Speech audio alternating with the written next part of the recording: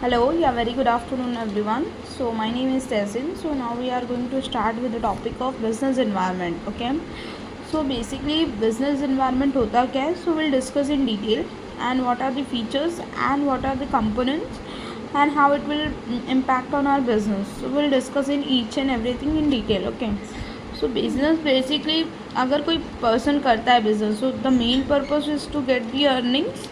That means they want a business to build to get a profit. Correct. तो business इसीलिए करते हैं.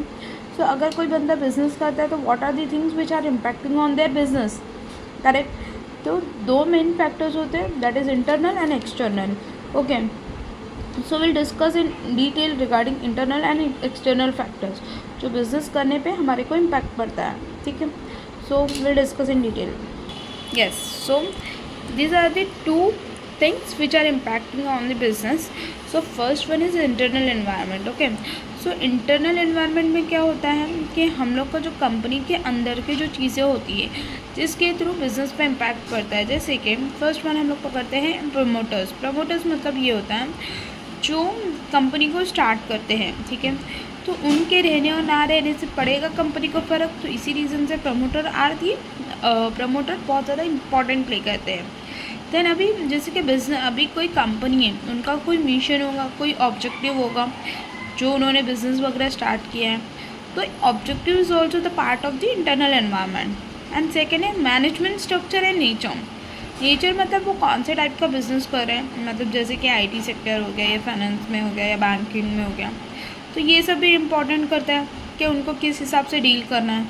और इंटरनल पावर रिलेशनशिप, जैसे कि अगर कोई प्रॉब्लम फेस हो रही है तो कौन से कैसा करना है, कैसे रिजॉल्व करना है, that is also play a very important role in the business. Correct.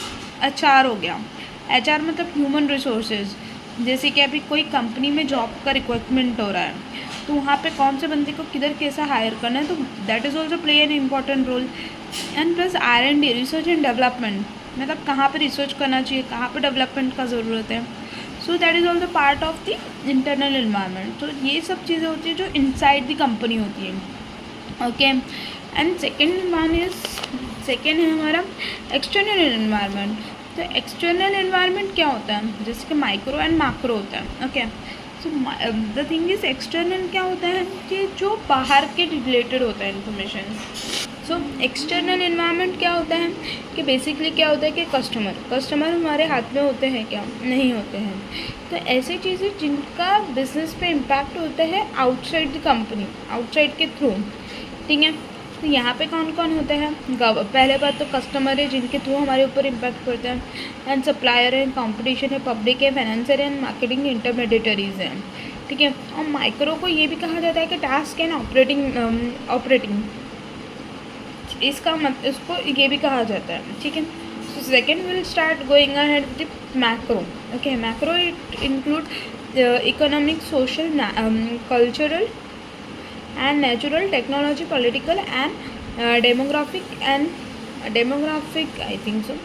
And another one is global factor. Okay, so the thing is here what exactly happened, I will take the example of government policy. Okay, so अगर government ने कोई policies निकाला तो उसकी वजह से क्या होगा कि it will be impacted on whole the person और पब्लिक. मतलब अगर गवर्नमेंट ने कुछ अच्छा निकाला तो मे बी किसी के लिए पॉजिटिव हो सकता है, किसी के लिए नेगेटिव हो सकता है. जियो पॉलिटिकली जैसे अभी जो नावडेज जो चल रहा है, इसराइल एंड ईरान का जो वॉर है, US का वॉर है, तो उसकी वजह से भी बिज़नेस वगैरह पे इम्पैक्ट पड़ा, जैसे कि इम्पोर्ट हो गया, एक्सपोर्ट वगैरह हो गया. तो ये भी चीज़ें होती हैं जो बिज़नेस पे बहुत ज़्यादा इम्पैक्ट करती है.